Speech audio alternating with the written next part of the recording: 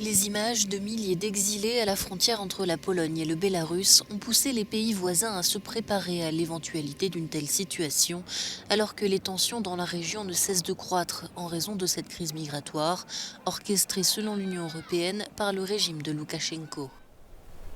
La Lettonie a construit une barrière en barbelé sur une distance de 37 km, soit environ 1/5 de sa frontière avec le Bélarus.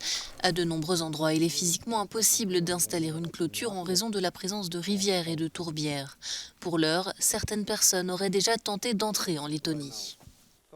Dans les haut-parleurs, nous diffusons des annonces en kurde, en arabe, en anglais et en russe, indiquant que l'entrée illégale sur le territoire de la Lettonie est passible de poursuites pénales. La plupart du temps, cela suffit et nous espérons que les gens repartiront volontairement.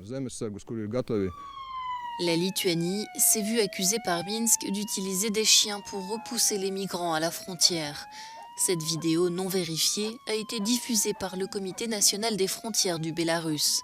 Des allégations rejetées par les autorités lituaniennes. Le ministre des Affaires étrangères du pays a d'ailleurs critiqué l'Allemagne pour avoir entamé des discussions avec le président du Bélarus.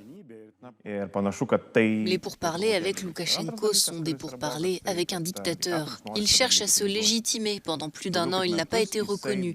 Personne ne lui parlait, mais maintenant on lui parle.